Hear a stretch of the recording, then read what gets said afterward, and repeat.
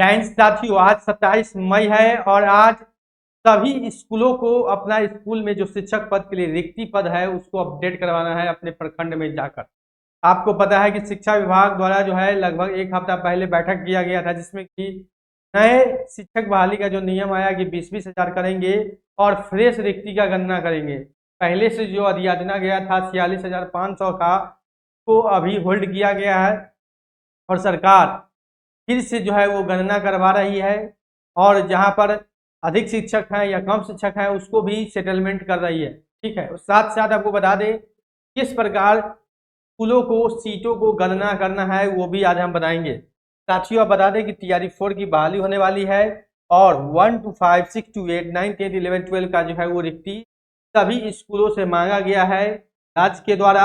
और वहां पर जो सभी स्कूलों को अब पैनल मिल चुका है, ऑनलाइन पैनल, जहां पर ID पासवर्ड से डायरेक्ट वहां पर सारा कुछ अपडेट अब स्कूल कर सकता है, यानी कि ऑफलाइन डॉक्यूमेंट भेजना अब जरूरी नहीं है। यहाँ पर अपने प्रोफाइल में ही अपडेट कर सकते हैं, जिससे वहां पर सारा डाटा पता चल जाता है। तो आपको बता दें कि अभी जो पहले जो 46,000 रिक्ति गया था 46,595, इसको लेकर अभी इसमें लाल घेरा लग चुका है, यानी कि जो अभी नया बैठक हुआ उसके अनुसार जो है पुराना अधियाचना को होल्ड किया गया है।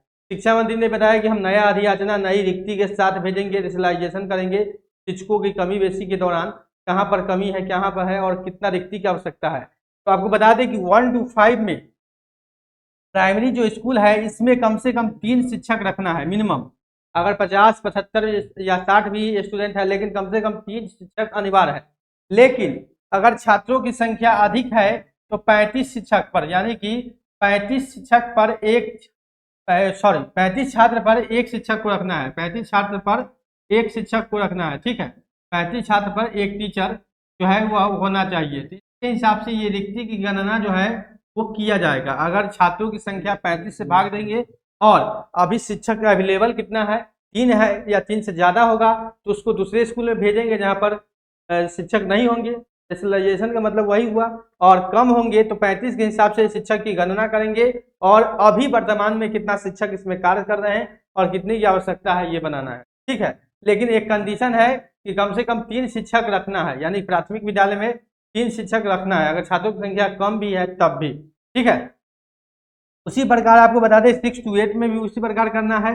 9, 10 में सब्जेक्ट वाइज की गणना करना है और सब्जेक्ट के टीचर के हिसाब से देखना है, उस इसके कैलकुलेशन के हिसाब से सीटों को अपडेट करना है। सभी स्कूलों को आदेश दिया गया है कि अपने अपने प्रखंड में जाके BRCC ऑफिस में, वहां पर जो कार्यालय होता है, अपने अपने प्रखंड में जाके विद्यालय लॉगिन करके वहां पर शिक्षकों की संख्या जो वर्तमान में पदस्थापित है और अगर आवश्यकता है कितने छात्र हैं और कितने शिक्षकों की आवश्यकता है ये अपडेट करवाना है। तो आज आप जान लें कि जो मई तक जो स्टेटस होगा, मई तक का जो स्टेटस होगा बिहार के स्कूलों में, वो अपडेट किया जाएगा। अगर छात्रों के अनुपात, अब सीटों की संख्या डिपेंड करता है रिक्ति नहीं, छात्रों के हिसाब से, तो छात्र में जितना नामांकन होगा स्कूलों में उस हिसाब से जितना नामांकन होगा उस हिसाब से सीट का जो है वो संख्या बनेगा, कितना टीचर की आवश्यकता होती है। अब इसमें ये समझना तो थोड़ा 7 दिन के बाद पता चलेगा, एक हफ्ता के बाद जब राज्य सरकार रिपोर्ट जारी करेगी कि कितना शिक्षकों का रिक्त पद जो है आया है और कितना शिक्षक किसी स्कूल में ज्यादा है तो वहां से दूसरी जगह भेज रहे हैं। क्योंकि आपको पता है कि ट्रांसफर पॉलिसी भी लगभग तैयार है और TRE 3 तक का जो शिक्षक है जो चाहते हैं ट्रांसफर लेना वो ट्रांसफर अब ले सकते हैं अपने जिले में। तो उस हिसाब से, और यहाँ पर शिक्षकों की संख्या भी आपको इस हफ्ते पता चल जाएगा। शिक्षा मंत्री ने बोला था कि एक हफ्ते के अंदर सारा जो पद है वो जो है वो पता चल जाएगा नया, और जून में अधियाचना जाएगा तो जुलाई में नोटिफिकेशन आपको आ जाएगा। ठीक है, अब पूरा रिक्ति यहाँ से आएगा, रिक्ति वैकेंट सीट जो आएगा, वैकेंट सीट को जो भेजा जाएगा,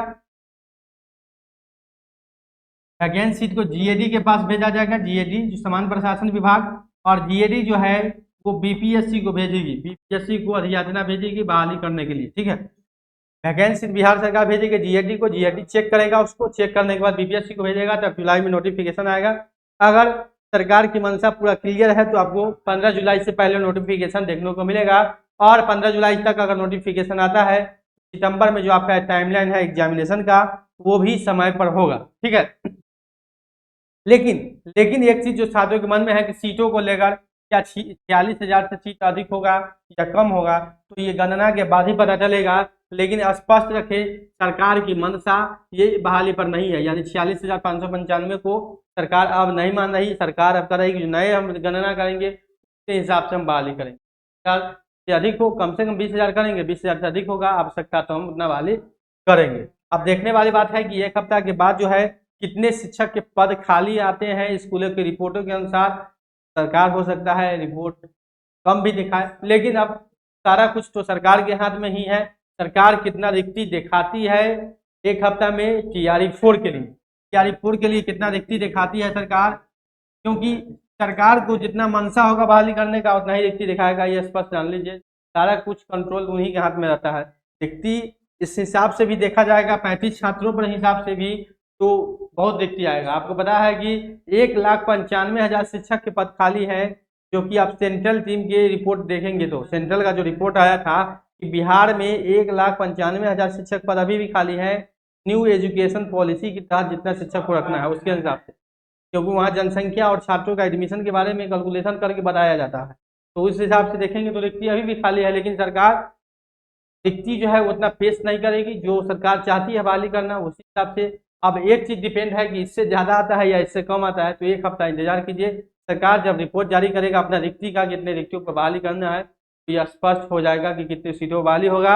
1 to 5 के लिए कितना होगा, 6 to 8 के लिए कितना होगा, 9 10 में कितना होगा सब्जेक्ट वाइज, और 11 12 में सब्जेक्ट वाइज कितना बहाली होगा, यह स्पष्ट होगा। साथ साथ आपको बता दें कि LET यानी लाइब्रेरियन की भी जो चर्चा है एग्जामिनेशन का, ये भी संभावित है कि लाइब्रेरियन का भी एग्जाम आपको जल्द देखने को मिल सकता है। खैर LET के लिए बहुत दिनों से लोग संघर्ष कर रहे हैं, लेकिन इस परीक्षा पर भी ध्यान देना होगा।